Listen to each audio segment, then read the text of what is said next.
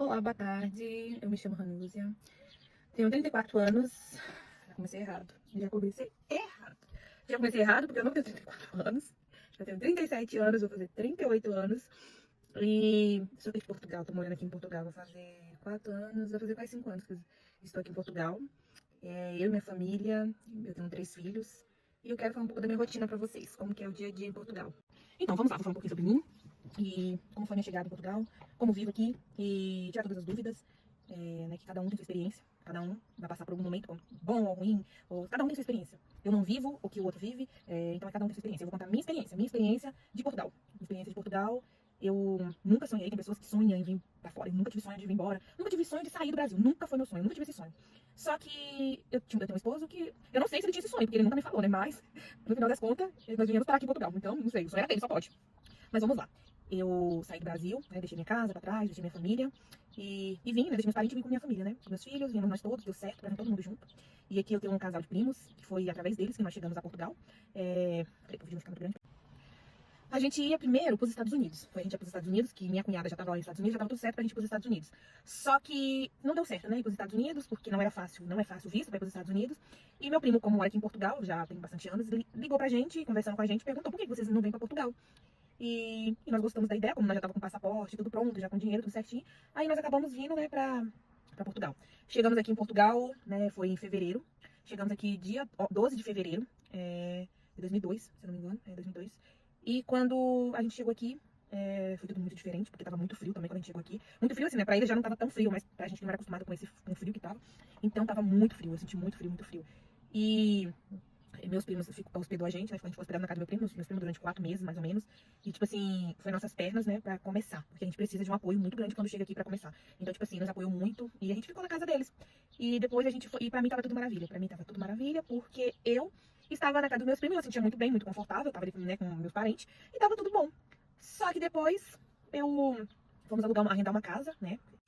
Fomos arrendar uma casa, nossa primeira casa aqui em Portugal. Fomos arrendar essa casa. Chegou nessa casa, eu já não gostei da casa. Eu não gostei da casa porque a casa era tudo antigo, tudo muito antigo. E a ficha começou a cair. E a ficha foi caindo, a ficha foi caindo. E passou um mês nessa casa, passou 2 meses, passou 3 meses nessa casa. Eu falei, pronto, não. O que aconteceu? Pra mim, eu tava vindo, eu não trabalhei minha mente no Brasil, que eu estava vindo embora. Eu acho que eu pensei assim, não, é uma brincadeira isso. E eu vim de passeio, só pode. E no final das contas, eu... a ficha caiu. E a ficha caiu, eu fiquei desesperada. Fiquei desesperada. Eu quero ir embora, eu quero voltar, eu quero ir embora, eu quero ir embora. E meu marido mais sem entender nada, ninguém entendia nada que tava acontecendo, e eu quero ir embora, porque, não, eu não vim pra morar aqui, não. E meu marido, como assim? A gente largou tudo, a gente veio pra morar assim. E eu falei, não, eu não vim pra morar aqui. E eu quero ir embora. E comecei a deixar meu marido louco, porque eu queria ir embora. E as crianças estavam bem pequenas, né? A minha menor tava com 1 aninho, nós chegou aqui, ela tava com 1 ano e pouco. E eu trabalhava numa empresa, né, de cuidadora de idosos. Logo quando eu cheguei aqui, eu fui pra essa empresa de cuidadora de idosos. E eu fui trabalhar nessa empresa de cuidadora de idosos. Mas mesmo assim, eu queria ir embora. Eu queria ir embora. E eu já tinha carta de condução, eu tirei minha carta de condução grávida da minha filha, do meio. E já tinha o quê? Ela chegou aqui, ela tinha uns 10 anos quando ela chegou aqui, se eu não me engano. Depois eu vou ver direitinho, não sei. Aí já tinha muitos anos que eu tinha carta de condução, só que no Brasil eu não dirigia, porque eu sempre fui muito medrosa, eu nunca gostei de carro, de moto, mas eu tinha carta. E chegou aqui, eu morava longe do trabalho, da escola das crianças, né? E meu marido olhou pra mim assim e falou assim, não, e a criança, a minha pequena começou a passar muito mal aqui, muito mal, muito mal, não se adaptou ao clima. E eu vivia no hospital com ela, vivia no hospital, e tava muito frio e muita chuva. E eu tinha que cortar pra ir pro ponto de ônibus com elas, então acabava, ela ficava pior, muito ruim mesmo. Meu marido pegou e falou assim pra mim, eu vou comprar um carro e você vai ter que dirigir. Eu falei assim, você tá doido, meu filho, você tá louco. Como que você vai me comprar um carro e eu vou dirigir? Você sabe que eu não sei andar de carro. Ele falou assim, não, quem aprende uma vez não esquece nunca mais, é prática. E eu entrei em pânico, entrei em desespero, né? Já tava querendo ir embora, aí pronto, aí eu falei assim, agora eu quero ir embora mesmo. Eu falei assim, agora que eu quero ir embora mesmo, porque meu marido ficou louco também, e eu quero ir embora. E a ideia de ir embora não saiu da minha cabeça. Mas mesmo assim, vamos lá. Eu fui pro. Meu marido foi lá comprar um carro, e eu tinha que vir da onde que eu morava à escola das crianças e ao meu trabalho. E era longe, era um lugar bem longe. E eu só sei que meu marido me deu uma volta só de carro. Vê se é normal. Me coloca dentro de um carro e fala assim pra mim, eu vou te dar uma volta. E você vai ter que aprender. Eu falei, Jesus Cristo, o que eu vou fazer? O que eu vou fazer?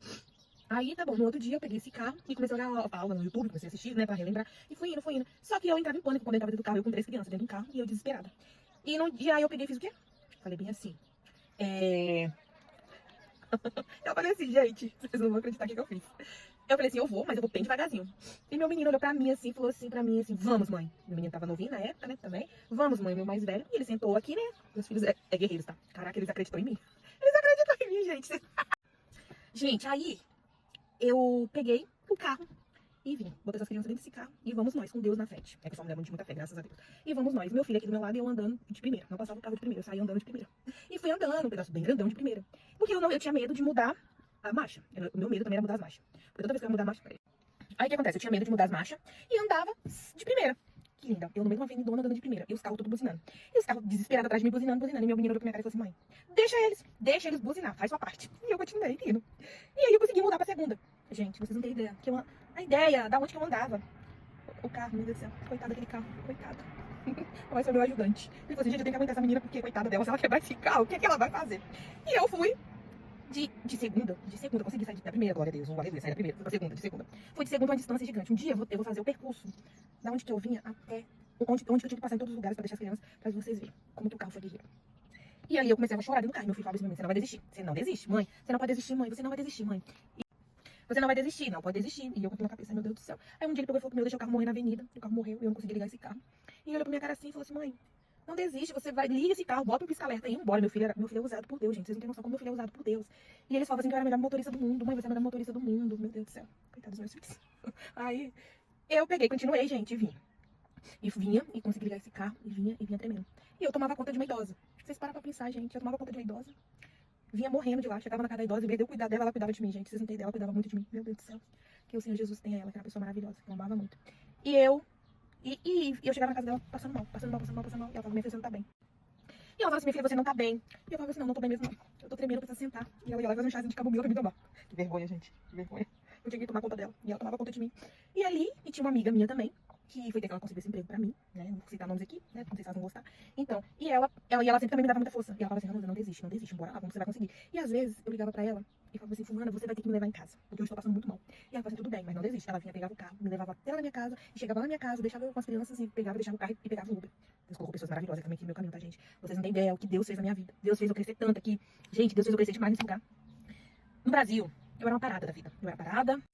Gente, no Brasil eu era parada. Meu marido tinha que fazer tudo por mim. Meu marido tinha que me levar pra onde eu queria. Meu marido tinha que marcar consulta pra mim. Gente, que vergonha. Isso é bonito que você tá falando? Não é bonito. Só que serve de lição pra nossas vidas, né?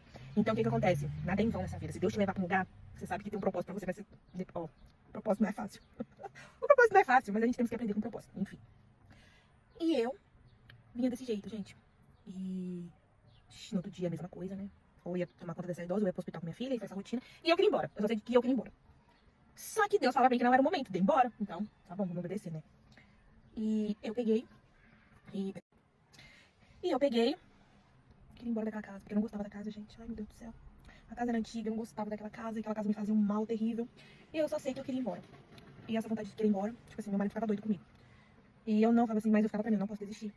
Eu tô aqui, é pra aprender. E aprendi muito, gente, meu Deus do céu. Eu falo pra mim que isso aqui não foi uma escola. Isso aqui não foi escola, isso aqui foi uma faculdade, uma pós-graduação. Os níveis mais altos que existir, porque isso aqui pra mim serviu pra isso. Tá se vindo porque não acabou os processos. Estou em fase de processos ainda pra entrar num lugar bem bom, deve ser. Com certeza. Porque se a gente passa um processo é pra entrar num lugar muito bom. Então, é pra isso, o processo é isso. Não chegou ainda, gente, você sabe que pra ser médico, quanto tempo eles estudam, gente? Pra ser advogado, é fácil? Não é fácil. Pois, então eu tô passando um processo aqui. Tô passando um processo. Não é de estudar, não, que eu não tô estudando, gente. Não tem nem vergonha de falar que não tô estudando, mas enfim, mas não é isso não que eu tô falando. Tô falando dos processos, das batalhas. E tá bom, fiquei mesmo assim, todo dia eu queria ir embora, mas voltava pra casa, morrendo, chorando com esse carro desse jeito, fui, tá bom. E fui aprendendo a dirigir, assistindo vídeo, meu filho do meu lado, meus filhos ali, não deixava eu desistir, não desisti por conta deles.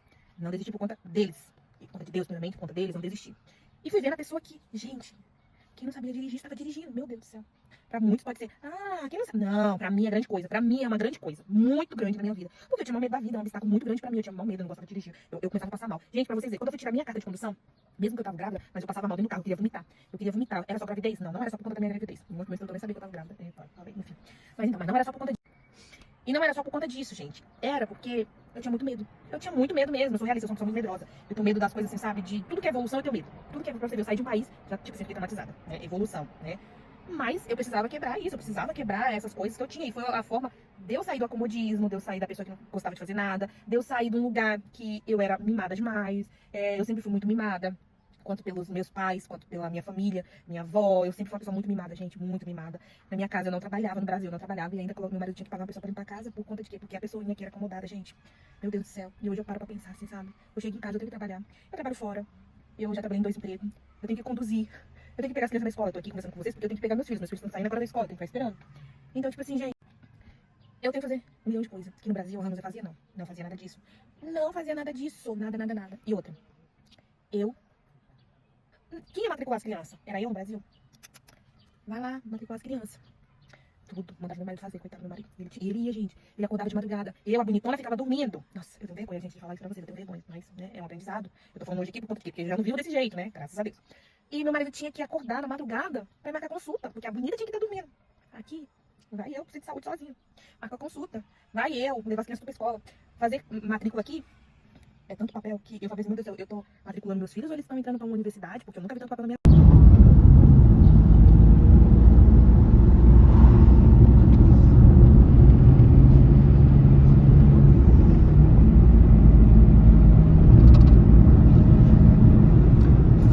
Isso aí, gente, é pra quem não sabia dirigir, pra quem teve medo.